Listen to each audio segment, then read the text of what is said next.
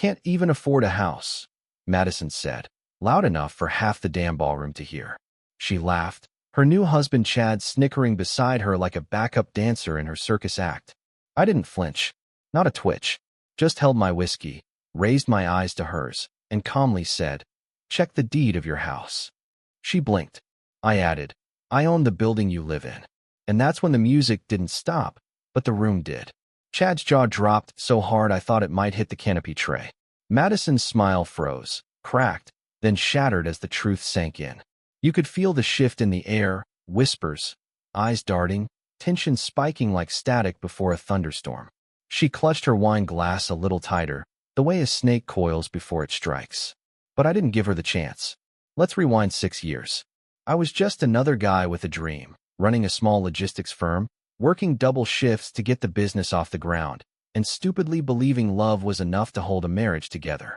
Madison had been with me since college, or so I thought. She was the girl with perfect lashes and a venom-laced smile that I mistook for charm. Back then, I couldn't see the cracks in her mask. I thought her coldness was stress. Thought the way she stayed late at the firm was ambition. The way she never touched me anymore. I convinced myself it was just exhaustion. But the lies were stacking like cards, and I was too busy building our life to see the house was already burning. The night everything shifted, I had come home early from a client dinner. Some tech CO bailed last minute, and I figured I'd surprise Madison. We hadn't had dinner together in weeks. I stopped by her favorite Thai place, picked up drunken noodles, and let myself into the apartment. It was dead silent. Her heels were in the hallway, jacket on the floor. Wine glasses, too, on the coffee table. And the bedroom door was closed. That door never closed unless we had company. I didn't say a word, just walked down the hall, each step feeling heavier than the last. I pressed my ear to the door, and what I heard made my stomach twist. Giggles, whispered moans, the sound of a man's belt buckle. My wife's voice, breathless and fake sweet. "Keep going, babe. He's such a loser, he won't even notice." The world didn't just stop. It reversed. Every memory, every laugh, every morning coffee kiss, unspooled like a tape being ripped apart. I didn't kick down the door. I didn't scream. I walked back to the living room, left the food on the table, and slipped out.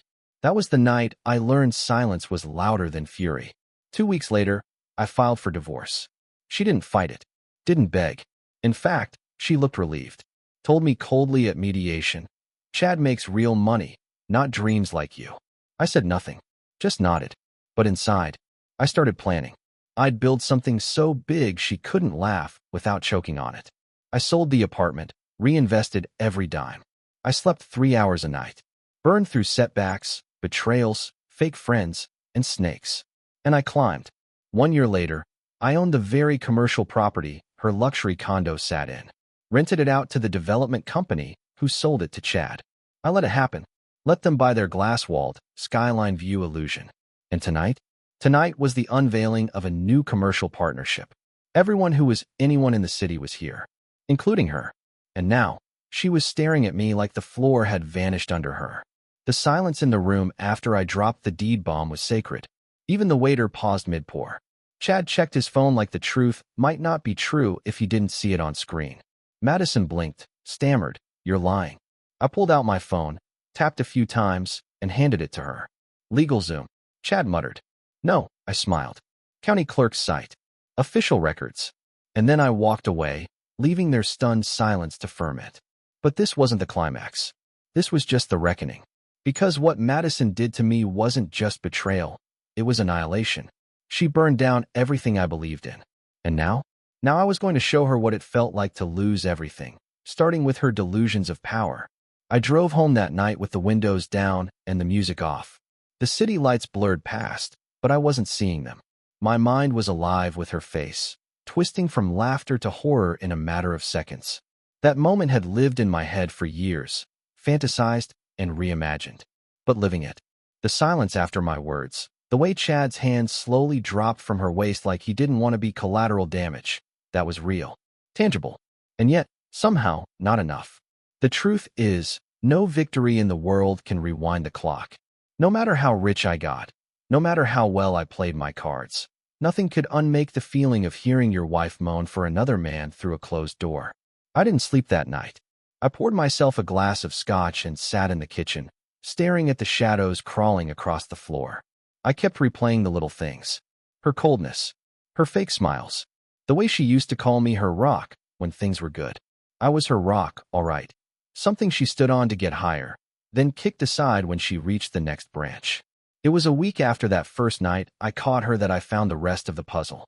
My attorney, Dennis, sharp as hell, had a friend in telecom. They traced back Madison's phone logs, strictly for legal purposes, of course. Chad had been in her life for over a year before the divorce. Office meetings, business retreats. Over time, one message stood out. I'll wear that blue dress you like. He's still at work. Keys under the mat. No shame. No hesitation. Just logistics. I stared at that line for an hour. The woman I had built a life for, planned children with, was managing her betrayal like a calendar invite. That's when I stopped wondering what I did wrong. It wasn't me. It was her. The kind of person who values thrill over loyalty, appearance over substance. A master manipulator in designer heels. The day we signed the divorce papers, she didn't even look up, just scrawled her name and said, "Hope you land on your feet." I smiled, replied, "Hope you land on a mattress that doesn't talk back." She rolled her eyes. That was Madison. Always had to win the last word, even if it was empty. After the split, she got alimony for 6 months. I made sure to never miss a payment. I wanted her to get comfortable. Wanted her to believe she'd drain me dry. Meanwhile, I was living in a rented loft on the bad side of town, eating canned soup, and signing million-dollar lease agreements by phone. I was building an empire from the bones she left behind. The real estate company I invested in, they were expanding like wildfire. And I wasn't just a silent partner. I learned everything. Sat in on meetings. Negotiated with sharks. Bought when the market dipped. Sold when it screamed. And one rainy Friday afternoon, a new property came up. Madison's building. No one knew it was hers. I kept it that way. When the paperwork came through and I saw her address listed on the tenant registry, I didn't laugh. I didn't even smirk. I just nodded. Fate has a wicked sense of humor sometimes. And now, after all that, after tonight, I should have felt peace. I should have driven home and slept like a king. But I didn't. I felt empty. Because here's the part no one tells you. Winning doesn't bring back what they took. My pride. Sure. My confidence. Rebuilt. But my trust in people? That stayed buried with the man I was before I opened that bedroom door. The next morning, I got a text. A number I hadn't seen in a while. "Madison, I think we should talk. Call me." I stared at it. Then I blocked the number. Because this story, it wasn't hers anymore. It was mine. And I was just getting started. 3 days later, I saw her again. Not on purpose. It was at a charity gala uptown, something I originally planned to skip, but my name was printed on the sponsorship banner, and pulling out last minute would have looked weak. Weak was something I'd bled out of my system long ago. She was there, of course, with Chad on her arm, dressed like she was starring in a perfume commercial. She saw me across the room, paused mid-laugh, and I swear her eyes flashed like a switch got thrown. Chad glanced over, then immediately turned away, pretending to check his phone again. That man had less spine than a worm. I didn't go to them. I made sure she had to come to me. And just like clockwork, she did. "Logan," she purred, like her voice hadn't once spit acid. "Can we talk?" I didn't answer. I just raised an eyebrow. She took that as an invitation. "You made your point at the event," she said softly, sipping her drink. Very dramatic. I tilted my head. "Was it? You embarrassed us." "No, Madison," I said, voice low and calm. "I told the truth. That's different from embarrassment. Unless you're ashamed of who you married." Her jaw clenched, just for a second. A crack in the mask. "I didn't come here to fight," she said, placing a hand on my arm. I looked at it like it was something I'd need to disinfect. "Why did you come here?" I asked. "To apologize? To gaslight me again? Or just to see if there's anything left you can leech?" She stepped back a bit. That hit landed. "You always think the worst of me." "No," I replied. "I used to think the best of you. That was the problem." She crossed her arms. "Chad's not perfect, you know." I laughed. "He's not even original. You had an affair with someone who wore the same cologne as me. That's not irony, Madison. That's laziness." She looked around, like she expected someone to intervene. There wasn't going to be a savior. Not here. Not tonight. The man who used to shrink when she raised her voice? Gone. Replaced by a version she couldn't manipulate with perfume and crocodile tears. Why are you doing this? She asked. Doing what? Acting like you don't care. I leaned in. Because I don't. Not about you. Not anymore. She flinched. That's when I saw it. Panic. Just for a flicker. She thought I'd chase her forever. That somewhere deep down I still wanted her back. That I was punishing her, but secretly hoped she'd come crawling. But this wasn't a game. This was closure. You lost a man who would have died for you, I said. And you traded him for a man who couldn't even carry your bags up the stairs without wheezing. Her eyes glistened. And not from sentiment. From ego. The realization that she'd bet wrong, and the house she lived in was mine. You'll regret this, she whispered, like a curse. I smiled. Already did. 6 years ago. Then I turned and walked away, leaving her standing in a room full of mirrors that finally stopped lying to her. Back in the car, I didn't feel triumphant. I felt finished. And that's when my phone buzzed again. Not Madison this time. A name I hadn't seen in over a decade. Emily Harper. She was the one who got away before Madison. Before the wreckage. We'd dated in college. Nothing ended badly, just bad timing. And now? She was in town. Wanted to catch up. Said she'd seen me in Forbes. I stared at the message. My heart didn't race. It just felt quiet. Peaceful.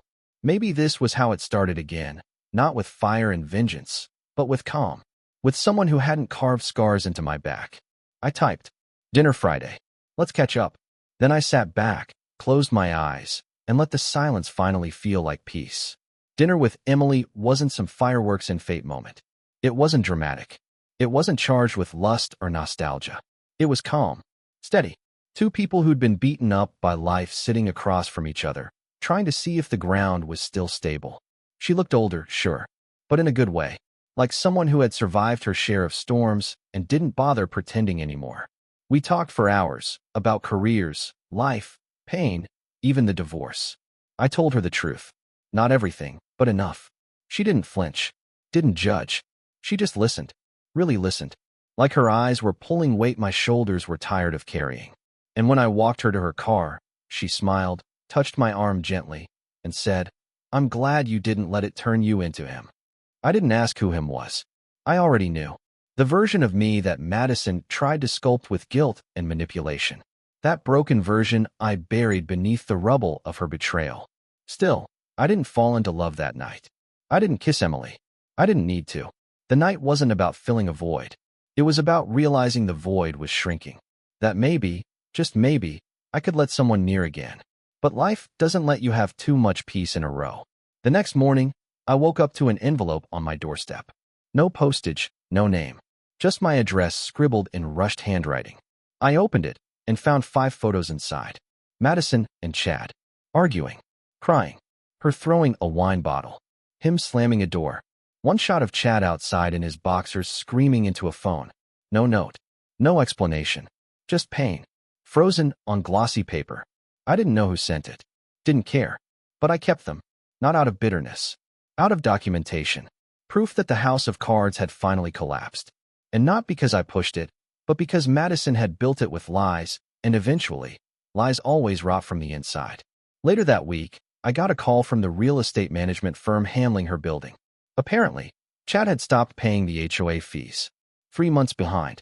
My assistant had flagged it, and technically, it was up to me to decide what to do about it. I could have ignored it. Could have written it off. But instead, I scheduled a formal notice of delinquency, one that would be hand-delivered. Not to humiliate them, but to remind them, actions have consequences. That evening, I got a call. Madison. I let it go to voicemail. She left 3. First, begging. Second, raging. Third, crying. She said she'd made a mistake, that she was confused back then, that she had been manipulated too, that she didn't know Chad was using her, that she missed me. The same lips that once called me a burden, now whispering that I was her safe place. I didn't delete the voicemails. I just let them sit, because I wanted to remember the voice that once made me feel small, now echoing in a space where I no longer lived. Days passed. I kept working. Emily and I met again. Slowly, carefully. No labels. No promises. Then, one day, I walked into a cafe near my office, and there she was. Madison. Alone. Makeup smudged. Nails chipped. Designer bag, but no grace in her movements anymore. She saw me and stood, like a reflex. I didn't stop walking. She called my name once. I didn't turn, because there's a kind of peace that comes when you finally realize you don't owe closure to people who gave you wounds. A week later, I was in a meeting with a foreign investor group discussing a new waterfront development deal. My phone buzzed once, then again, and again. When the fourth notification hit, I flipped it over and glanced. 5 missed calls, 3 voicemails, all from the same number. Madison. I excused myself, walked into the hallway, and listened. First message, silence for the first 10 seconds, then a broken voice. Logan. I'm scared. He's not who I thought he was. Second, please, just answer. I wouldn't call if it wasn't serious. He hit me. I didn't know who else to call. You were always the only one who actually protected me. I'm sorry. I know I messed up. But please. The third one was a whisper. He's gone now. But I don't feel safe. I keep checking the locks. I feel like I'm falling apart. You don't even have to respond. Just, if you hear this, just know I regret everything. I didn't respond. Because regret wasn't currency I accepted anymore. Still, I won't lie. That voice, it tugged at some dormant part of me. Not love. Not pity. Maybe just the ghost of the man I used to be.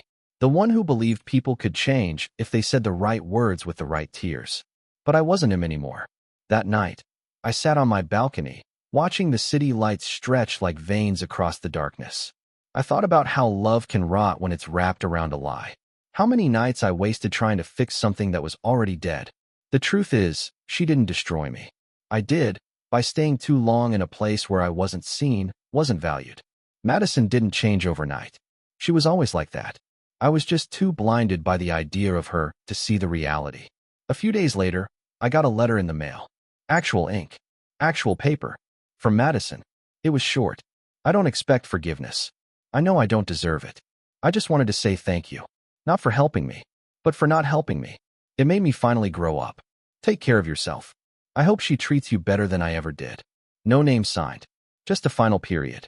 Like she knew it was over. And it was. Emily and I started seeing more of each other. She was nothing like Madison. No games. No veiled insults wrapped in compliments. No passive digs. Just honesty. That rare, quiet strength that doesn't try to steal the room, only anchors it. We'd go walking on Sundays. Talked about future plans. I told her about my past one night. Really told her. And she didn't shrink away. She held it like it was something fragile, not something to be ashamed of. That's when I knew. I hadn't just healed. I'd changed. And when I passed by Madison's building a month later, saw the for sale sign out front, I smiled to myself. Some people move on because they find something new. Others move on because they finally put the match to the wreckage and walked away without looking back. Me? I built something better on the ashes. And this time, I didn't invite the ghosts. Months rolled by. Life settled into something solid, quiet, but not boring. The kind of peace you don't realize you've been chasing until it wraps around you like warm sunlight.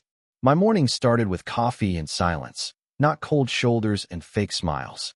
I spent more time with people who didn't make me second-guess my worth, and less time wondering if someone was lying straight to my face. Emily moved in around spring. There was no big announcement, no boxes stacked high. It just happened. A few drawers. Then a toothbrush. Then one day she brought her cat over, and neither of us questioned it. No masks. No pretending. She saw the mess in me and didn't try to fix it, just made space for it. I still had moments, though. Not of weakness, just memory. Sometimes I'd walk past a mirror and expect to see that older version of myself. The one who flinched when his phone buzzed. The one who measured his value by how many fake compliments he got in a day.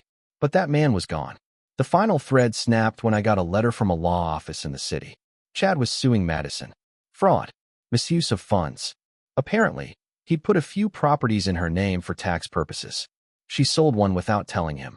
And just like that, their little empire built on betrayal started to cave in. It was poetic, but it didn't excite me the way it might have once. I didn't dance on their graves. I didn't open champagne. I just sat back, sighed, and whispered to myself, not my problem anymore. One afternoon, I found an old journal in the back of my office drawer. I didn't even remember writing half of it. Pages from when things were crumbling. Entries full of questions like, why isn't she ever home? And is it my fault she stopped loving me? I read through them with a strange mix of anger and pity. That guy, that version of me, was so desperate to be chosen. so desperate to be enough for someone who never saw his worth in the first place. I tore the pages out and burned them. Sometimes healing isn't a sunrise, it's smoke rising off old pain. Emily found me on the balcony that night, arms crossed, watching the ash float into the wind. Letting go, she asked. Finally, I said, and I meant it. The next time I saw Madison, it wasn't in person. It was in a news blurb on some real estate site. Prominent developer's divorce turns ugly. A photo of her, looking tired, sunglasses too big, skin too pale. The comments were brutal. People turning on her like sharks the moment the blood hit the water. I didn't click the article. That chapter was closed. Sealed. Locked away. Years from now, if someone asks me about her, I'll probably just shake my head and say, I knew her once. And that'll be enough. Because in the end, it wasn't revenge that set me free. It was finally choosing myself. 1 year later, I stood in front of a crowd at a new property launch downtown, my company's biggest project yet. A luxury complex that would redefine the skyline. Investors were buzzing, cameras flashing, press snapping questions. But in that moment, I wasn't thinking about profits or numbers. I was thinking about the kid I used to be. The one who bent over backward to keep someone who would have walked away anyway. The one who thought love meant sacrifice, even when it bled you dry. That version of me had died the day I chose silence over begging. The day I stopped chasing ghosts and started building something real. First with stone and steel, then with heart. After the event, I found a quiet spot on the rooftop, high above the noise. Emily joined me, her hand finding mine without a word. We looked out over the city, this kingdom of second chances and scars turned into foundations. I wish I'd met you before all of it, she said softly. I shook my head. No, you met me at the exact right time. Any earlier, and I would have been too broken to hold on to you. She smiled. So what now? I turned to her and said, now we live. Without fear, without pretending, and without looking back. And that was the end of the story. Not the revenge, not the downfall, not the heartbreak, but the quiet, powerful decision to never let betrayal define me again. If there's anything I've learned, it's this. Let them laugh. Let them lie. Let them leave. Just make sure, when they do, you're already on your way to something better.